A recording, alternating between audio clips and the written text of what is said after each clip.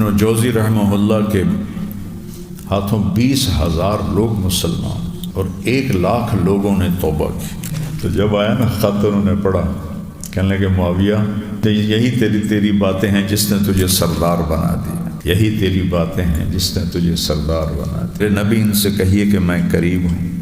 تو یہاں اللہ نے اپنے نبی کو بیچ میں سے ہٹا دیا۔ کہا میرے محبوب ان کا میرے بارے میں پوچھنا مجھے اتنا اچھا لگا ہے، آپ پیچھے ہٹ جائیں، میں خود جواب دوں گا۔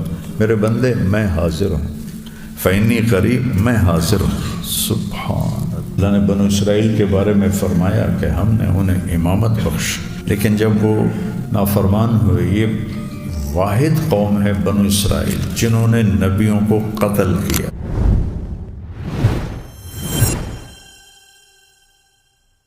میں نے سورہ بقرہ کا تفصیل تو ہو ہی نہیں سکتی، اور آیات کا چناؤ وہ بھی بہت مشکل ہے، تو اس کا جو ایک مرکزی خیال اور اس کا جو ایک مقصد تھا وہ میں نے آپ کو بتایا تھا کہ اس میں اللہ نے جو 2 بڑی چیزیں بتائی ہیں کہ انسان کو اپنا خلیفہ بنایا،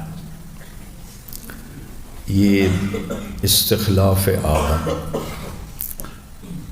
انی جاعل فی الارض خلیفہ، یہ اس کا بہت بڑا مضمون ہے۔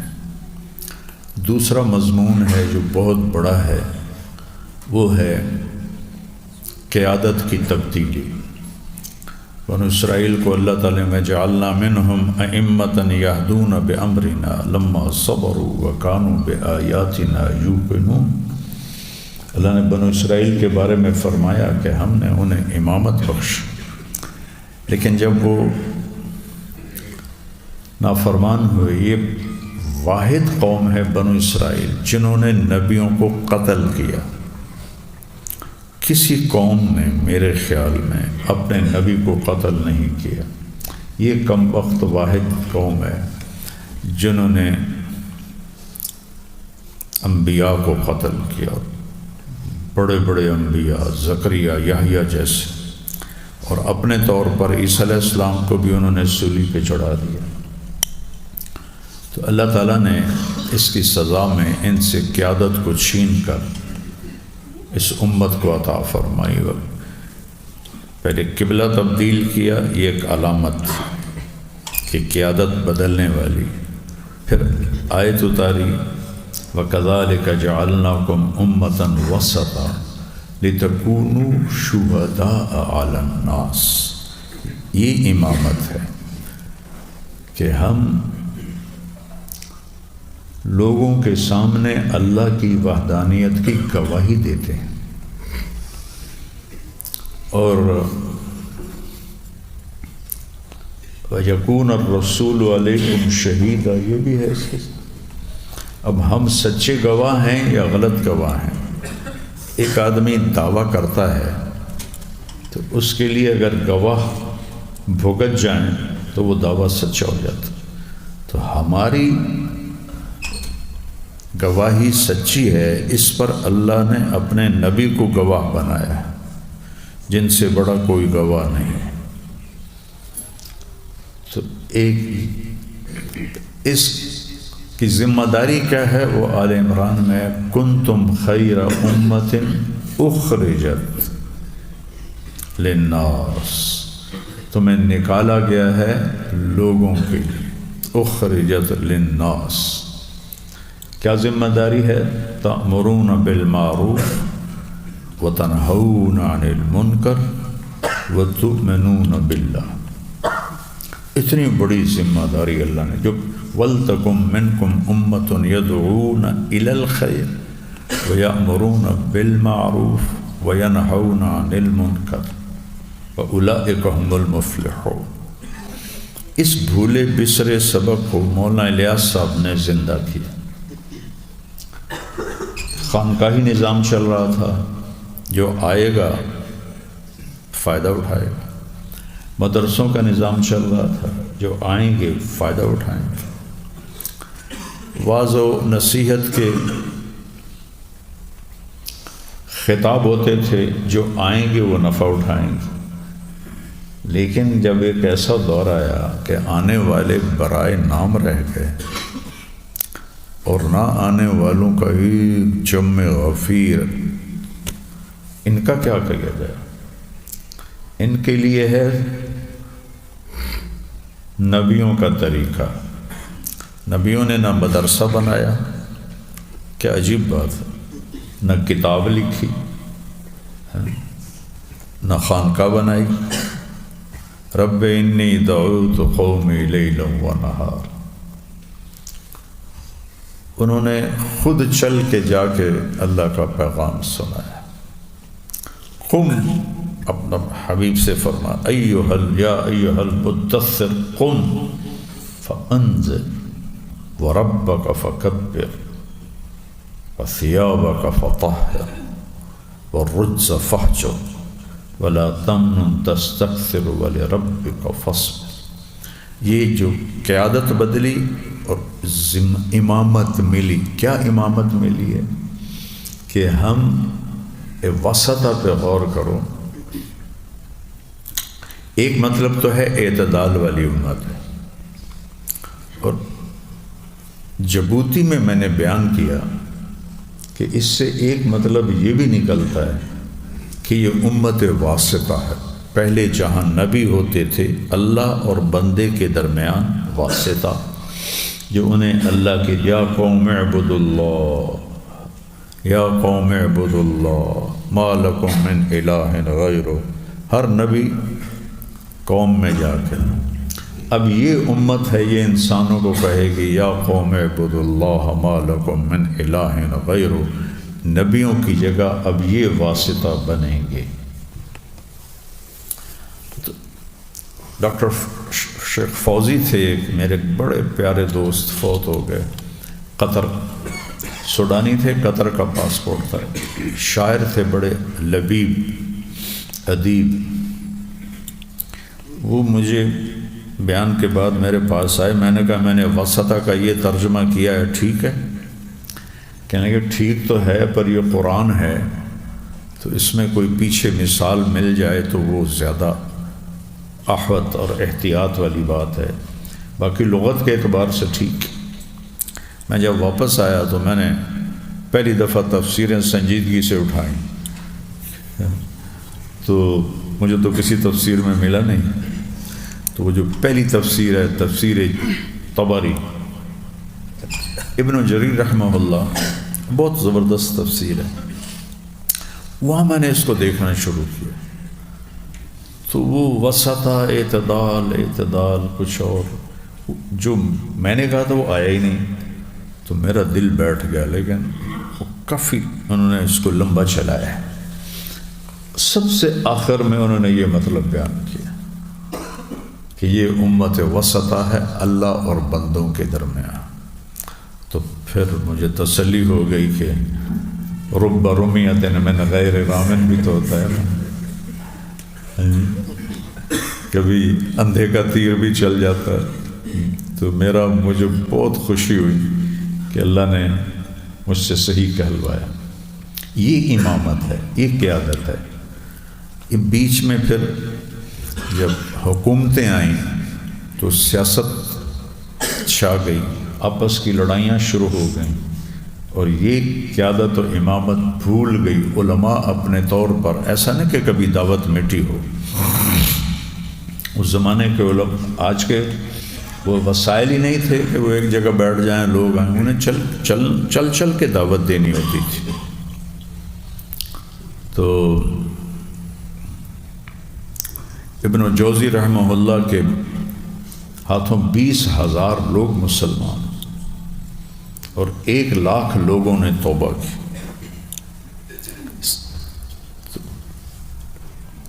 آج کا جمود نہیں تھا اس وقت۔ تو یہ اللہ نے ہمیں ذمہ، اس کو مولانا الیاس صاحب رحمہ اللہ پر اللہ نے القاء کیا، ان کی بس کی بات ہی نہیں تھی کہ وہ ایک نئی چیز کو اس طرح لے کر آئیں۔ تو اللہ کی طرف سے القاء ہوا، الہام ہوا، خواب ہوا۔ مکے 1900 اس میں 26 میں مایوس ہو کر چلے گئے تھے کہ اصلاح کی کوئی صورت نہیں، تو ہجرت کر گئی اپنے شیخ مولانا خلیل احمد کے ساتھ مدینہ، اور میں یہیں مروں گا۔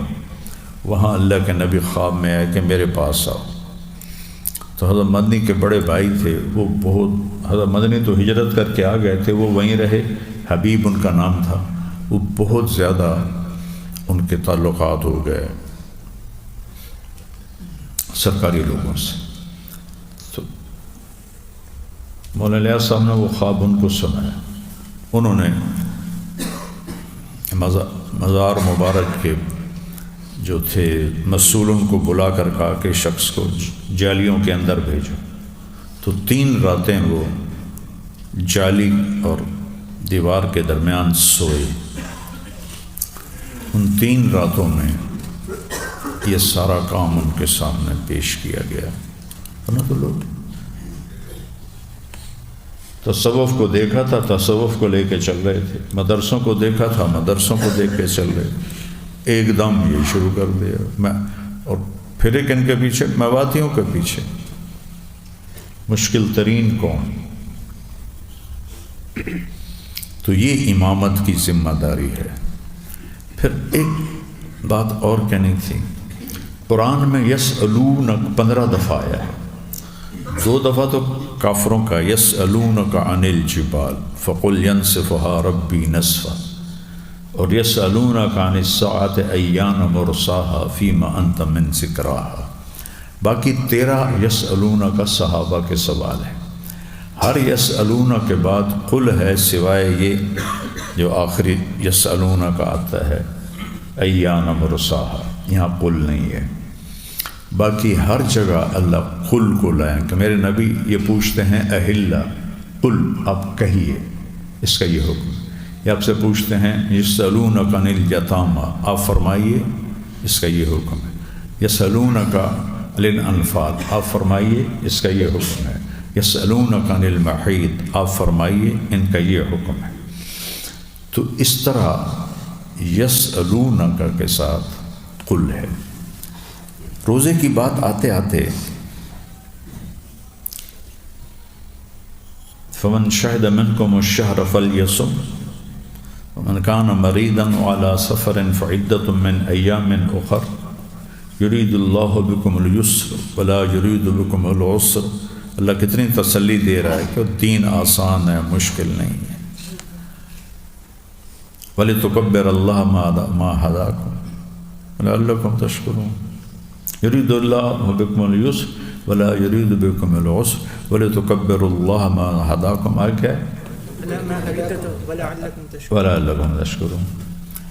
اس کے بعد ایک آیت عجیب، جس کو جملہ معتذرہ نہیں کہتے، معترضہ، نہ اس کا روزے سے تعلق ہے نہ رمضان سے تعلق ہے۔ وَإِذَا سَأَلَكَ عِبَادِي عَنِّي فَإِنِّي قَرِيبٌ۔ عجیب ہے جی۔ یسألونک قل، یہ آپ سے پوچھتے ہیں، آپ کہیے۔ یہاں صحابہ نے پوچھا اللہ کے بارے میں، مہینہ ہے روزوں کا، تو اللہ نے کیا خوبصورت بات کی۔ وَإِذَا، وَإِن وقتی ہے، وَإِذَا ہمیشہ کے لیے ہے، جب بھی، جہاں بھی، جیسا بھی میرا بندہ پوچھے میرے بارے میں۔ عبادی کو پہلے ذکر کیا، انی کو بعد میں، اپنے آپ کو بعد میں، تو عباد کو پہلے۔ اللہ کو اتنے پسند آیا کہ انہیں پروٹوکول دیا پہلے۔ عربی میں جو محاورہ ہے من طارق جمیل الی الشیخ رمزی، یہ طریقہ ہے۔ من رمزی الحبیب الی الشیخ زبیر، یہ اسلوب ہے۔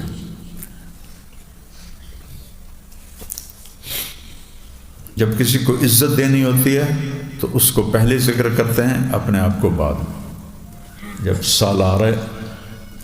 جب سالاران لشکر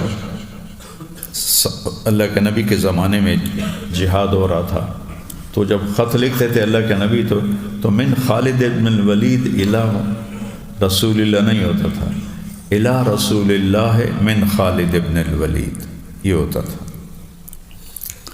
اسی پر تو کسرا نے خط پھاڑا، یہ کون ہے، اپنا نام پہلے لکھ دیا، من عبداللہ محمد الرسول اللہ، میرا نام بعد میں لکھتا ہے۔ اس نے آگے سنا ہی نہیں، خط پکڑ کے پھاڑ کے پھینک دیا۔ اور حیثیت کیا تھی اس کی نظروں میں؟ یمن میں اس کی حکومت تھی، وہاں کے حاکم کو کہا 2 سپاہی بھیجو اور اس کو پکڑ کے لاؤ، یہ حیثیت تھی اس کی۔ تو حضرت عبداللہ بن زبیر اور حضرت معاویہ رضی اللہ عنہما کی زمین کٹھی تھی، تو وہ جو بننا جس کو کہتے ہیں نا وہ ایک تھا، وہ تو کبھی وہ ٹھیک کرتے آگے پیچھے ہو جاتا ہے، ہمارے بھی ہو جاتے ہیں، لوگوں کے ہمارے اندر آ جاتے ہیں، ہمارے ان کے اندر چل جاتے ہیں، کوئی جان بوجھ کے نہیں ہوتے، وہ اندازے سے ہوتا ہے۔ تو ان کے غلاموں نے جان بوجھ کے تو نہیں کیا ہوگا، غلطی سے وہ کافی اندر چلے گئے عبداللہ بن زبیر کے۔ تو انہوں نے اب حضرت معاویہ کو خط لکھا کہ تیرے غلام میری زمین پر قبضہ کر رہے ہیں، انہیں سمجھا لو کہ یہ زیادتی چھوڑ دیں ورنہ میں تم سے نمٹ لوں گا۔ اب کہاں 90 لاکھ مربع میل کا حکمران اور کہاں ایک عام شہری، رتبے میں تو عبداللہ بہت اونچے تھے۔ معاویہ نے پڑھا تو یزید کو بلایا، کہا یہ خط پڑھو، اس نے پڑھا، کہا کیا جواب دو؟ کہا جواب نہ دو، ایک فوجی دستہ بھیجو جو اسے زنجیروں میں باندھ کے لائے اور آپ کے سامنے پٹخ دے، اسے پتہ چلے کہ امیر المومنین سے بات کیسے ہوتی ہے۔ یعنی کہ ٹھیک، میرے پاس اس سے اچھا جواب ہے۔ تو اب لکھنا تھا من عبداللہ امیر المومنین معاویہ ابن ابی سفیان، انہوں نے لکھا الی عبداللہ ابن الزبیر نہیں، الی ابن حواری الرسول۔ بہت حلیم ہستی تھے حضرت معاویہ رضی اللہ عنہ، بہت حلم تھا۔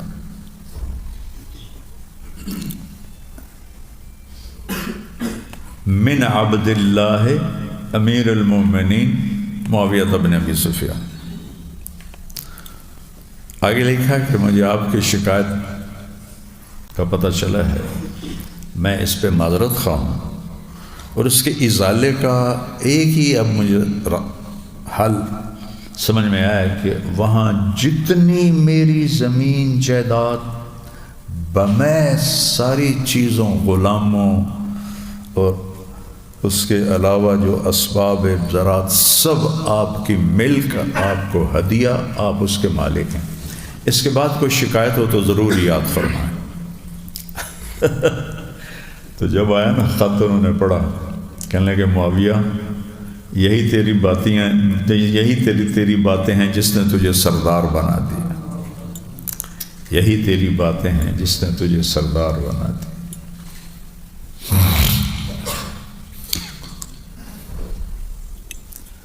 تو وَإِذَا سَأَلَكَ عَنِّي نہیں عبادی عنی، ایک تو یہ اللہ نے آپ کو کتنی عزت دی، دوسرا ہے قُلْ إِنِّي قریب، میرے نبی ان سے کہیے کہ میں قریب ہوں۔ وہ یہاں اللہ نے اپنے نبی کو بیچ میں سے ہٹا دیا، کہا میرے محبوب ان کا میرے بارے میں پوچھنا مجھے اتنا اچھا لگا ہے، آپ پیچھے ہٹ جائیں، میں خود جواب دوں گا، میرے بندے میں حاضر ہوں، فَإِنِّي قریب، میں حاضر ہوں۔ سبحان اللہ، میں موجود ہوں، فَإِنِّي قریب، میں تیری قریب ہوں۔ کس کمال کی بات! میں طلحہ سے کہوں بھائی بلال کدھر ہے، اس سے تو نہیں پوچھا، آپ سے پوچھا، آپ کے بجائے بلال خود کہے مول صاحب میں حاضر ہوں، تو یہ ایک عزت، میرے لیے عزت کی بات ہے نا کہ اس نے بیچ میں واسطے کو ہٹا دیا۔ میں نے تو واسطے سے پوچھا تھا کہ جی میں حاضر ہوں، یہاں اللہ نے یہ کیا۔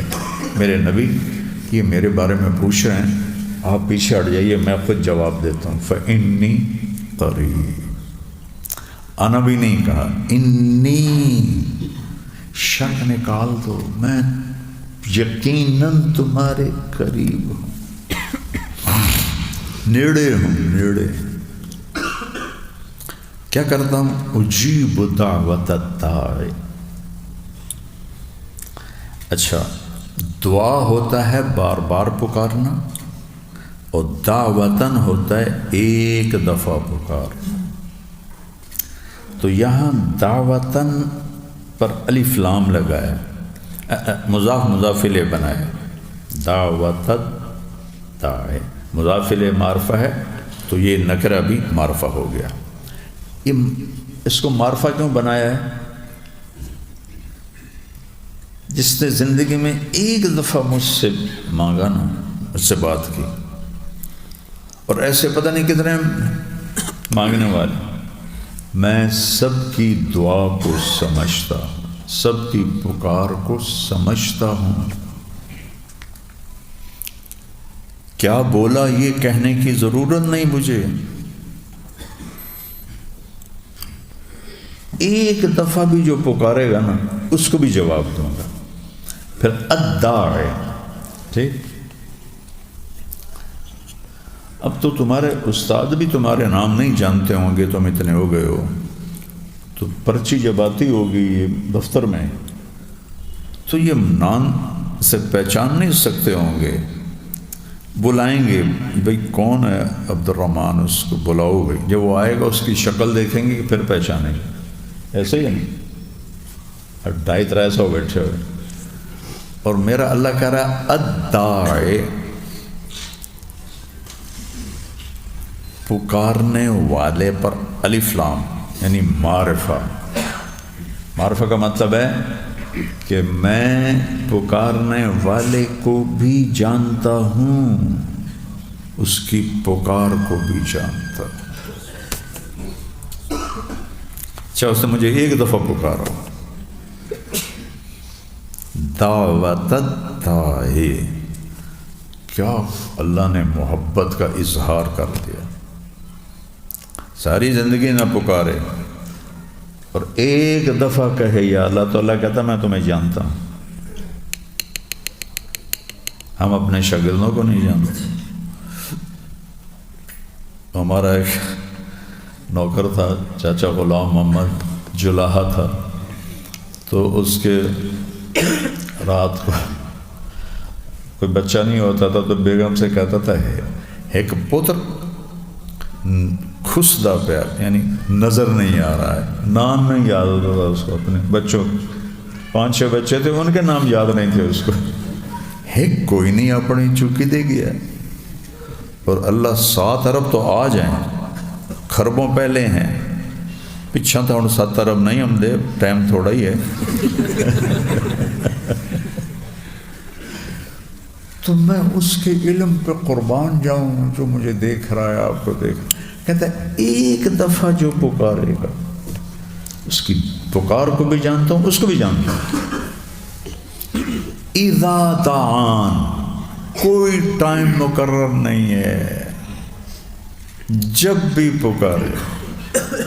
اب ملنے والے میرے اتنے ہوتے ہیں کہ میں نے پرچی لگا دی، بھی جو آئے اس سے لکھواؤ کون ہے، کہاں سے آیا، پرچی اندر بھیجو، میں دیکھوں گا، اگر کوئی ہوا میرا جاننے والا تو ملوں گا، نہیں ہوگا تو معافی مانگ لوں گا، چونکہ اکثر 99% سائل ہوتے ہیں، ملنے والے نہیں ہوتے، ضرورت مند ہوتے ہیں، اور میرا دل ہے کہ جو آئے اس کو خالی نہ بھیجوں۔ لیکن قلت لا اجد ما احملکم علیہ، کائنات کے سردار محمد مصطفیٰ کے پاس صحابہ آتے ہیں کہ ہم نے تبوک میں جانا ہے، اور وہ فرما رہے ہیں میرے پاس تو کچھ ہے نہیں، میں تمہیں کیا دوں۔ تو طارق جمیل گندگی کے کیڑے کی کیا مجال ہے۔ تو اکثر چونکہ وہ مانگنے والے ہوتے ہیں تو پھر میں باہر اندر سے ہی معذرت کر لیتا ہوں۔ تو میرا اللہ کہہ رہا ہے اذا دعان، جب پکارو گے، جس وقت پکارو گے، رات کو، دن میں، صبح میں، جس زبان میں پکارو گے،